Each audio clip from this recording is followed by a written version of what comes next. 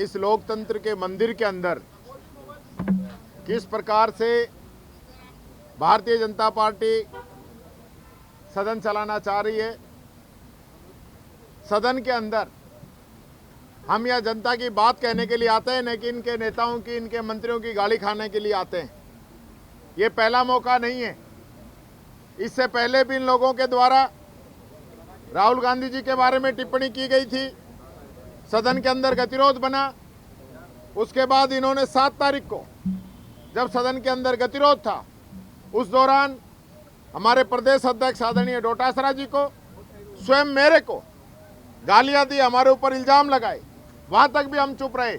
और आज जिस प्रकार से भारत की पूर्व प्रधानमंत्री आयरन लेडी, जिसने पाकिस्तान के 2 टुकड़े किए, पंचायती राज, बैंकिंग और देश को आगे बढ़ाने का काम किया, और जो देश के लिए शहीद हो गई, देश की आज़ादी की लड़ाई लड़ने में अग्रिम जिसका योगदान रहा, उसके खिलाफ इस प्रकार की बातें ये जो लोग कर रहे हैं, और अध्यक्ष जी उसको हटाना नहीं चाहते कार्रवाई के अंदर, और मंत्री इस प्रकार की बातें कह रहे हैं।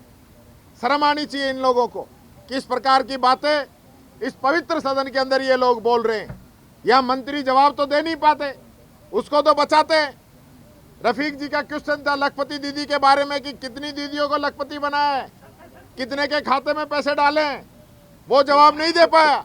और तब इन्होंने कहा कि कोई अधिकारी कर्मचारी आपको गलत जवाब पढ़वा रहे हैं, तो कहा अधिकारियों के खिलाफ क्यों कहा है, इसको कार्रवाई से हटाओ। अधिकारियों का नाम तो हटवा दिया। और जो जिस प्रकार से मंत्री इंदिरा गांधी जी के बारे में बोल रहा है, उसको हटवाने में जोर पड़ रहा है। सत्ता पक्ष ही नहीं चाहता सदन चले। ये लोग घबराए हुए हैं, डरे हुए हैं। मुख्यमंत्री 10 मीटिंग ले चुका है इनके डांट पड़ती है इनके मंत्रियों को। और आज भी जो क्वेश्चन लगे हैं, खुद इनके विधायक संतुष्ट नहीं है इनके जवाबों से। यह हालत इन सरकार के मंत्रियों की हो रही है। उससे बचने के लिए ये इस प्रकार का गतिरोध सदन के अंदर पैदा करते हैं। हमारे द्वारा ये कहा गया कि हम सहयोग करेंगे, इसका मतलब ये नहीं है कि कोई हमके गुलाम हो जाएंगे, इनकी गालियां सुनेंगे। अगर ये तरीके से सदन नहीं चलाएंगे तो इनको इसका जवाब देना पड़ेगा। ये बात कहना चाहूंगा।